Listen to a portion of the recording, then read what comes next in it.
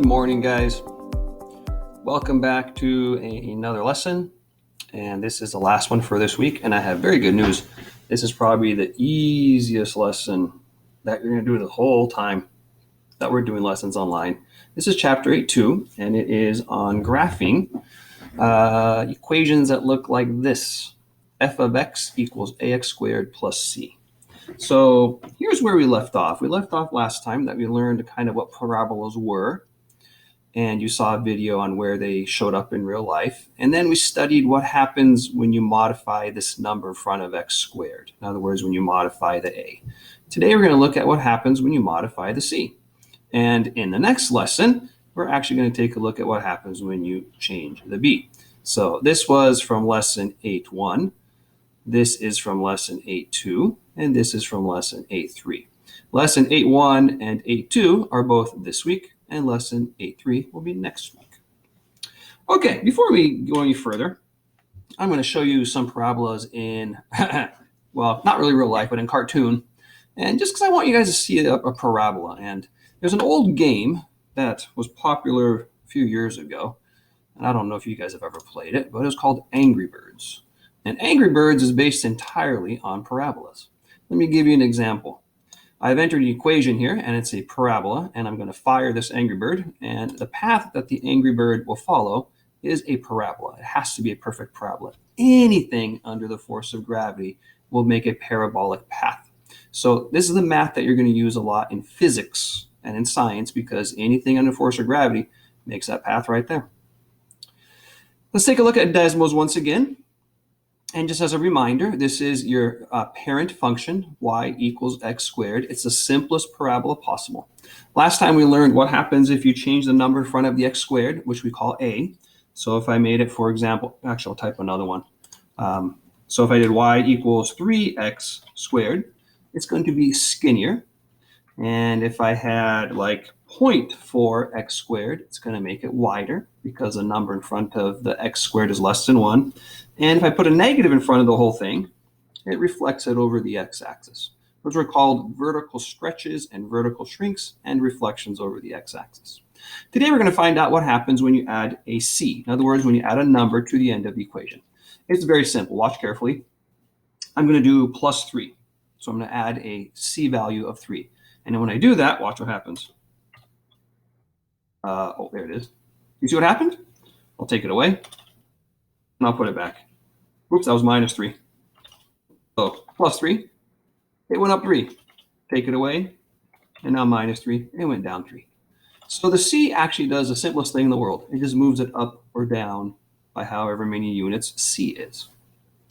I should like for you to try something. Go ahead and give this a go. Type in y equals ax squared plus bx plus c. Desmos will then ask you if you would like to add some sliders. Go ahead and say that you do. I'm going to take away everything else. All right. So I'm going to make my b 0.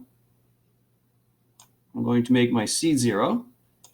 And what I now have is y equals 1x squared plus 0x plus 0. So this is your parent function.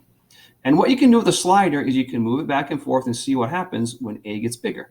When a gets bigger, it gets vertically stretched, so the parabola gets skinnier.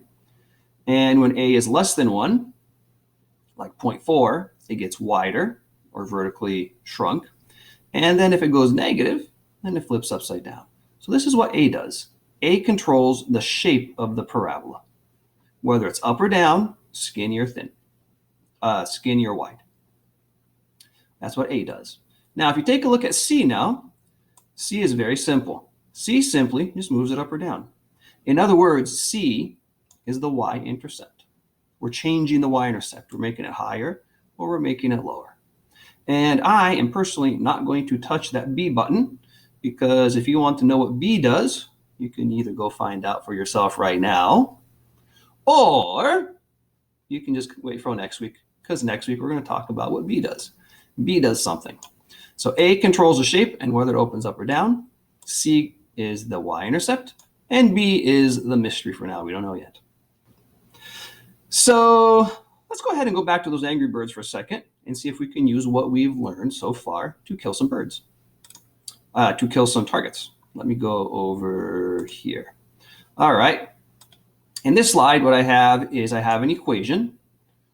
Let's see. I'm going to enter y equals 2. So if I have y equals 2 and I press fire, watch what it does. You're not surprised, right? That's the graph of y equals 2. Now, if I wanted to make a parabola, I'm going to have to enter x squared. So I know that a bird is going to fly in a parabola, so let's try graphing y equals x squared now. Fire. Wait a minute. That's not the path I want. When something flies through the air, it doesn't go like this. It goes upside down. So do you know what I need to do? Right. I need to add a negative in front of it. So let's do negative x squared. Now let's try it. Okay, that's a little better.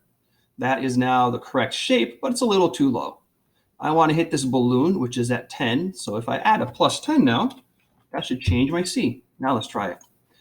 Y equals negative x squared plus 10. Fire. Ah, there we go. And this is how you're going to be using this in physics, because things under the force of gravity move according to these mathematical equations. Kind of cool, huh? Going back to your notes, very briefly, you should simply know this. You should understand today that this A controls how wide it is and whether it opens up or down. So it controls how wide,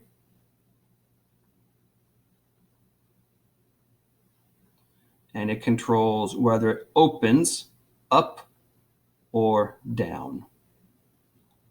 I should put the word opens. So it controls two things. How wide is it, and does it open up or down? Specifically, if you'd like to know, when A is greater than 1, it's going to be skinny. When A is less than 1, it's going to be wide. When A is negative, do you see that? A is less than 0 means A is negative.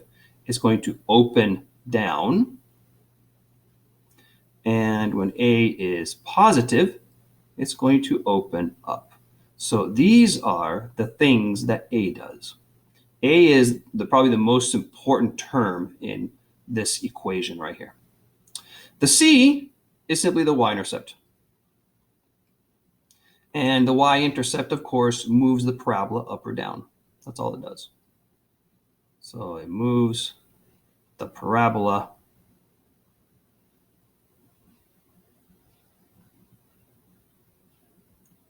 up or down.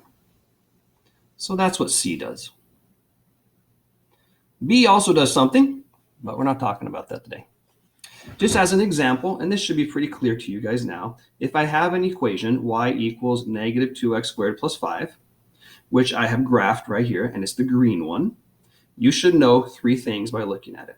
First of all, because there is a negative right here, that tells you it's going to open down. And as you can see, this parabola opens down. Because there's a 2 there, it is going to be a little bit skinnier than the parent function. This black one here is y equals x squared. You can see that the green one is a little skinnier. It's actually taller. It's been stretched out in this direction by a factor of 2. I can show you that again. Check it out. What happened? I can't write on that. Oops, hang on. Here we go. From here to here, I'm going out 1, up 1. On the other hand, on this guy, I'm going out 1, down 2. You can see he's twice as tall. The x squared, of course, tells you it's going to be a parabola.